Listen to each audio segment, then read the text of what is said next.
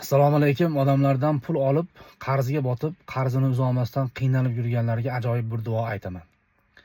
Shu duoni yodlab, chin dildan ixlos bilan aytib, sabablarni qilsangiz, albatta Alloh sizga yordam beradi.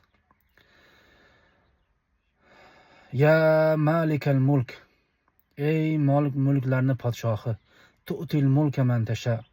Sen xohlaganingga mol-mulk berasan. Va tanzi'ul mulka mimman tasha. Sen xohlaganingdan mol-mulkni so'rib tortib olasan. Va tu'izzu man tasha. Sen xohlagan kimsani aziz qilasan. Va tuzillu man tasha. Sen xohlagan kimsani xor qilasan. Biyadikal xoyra.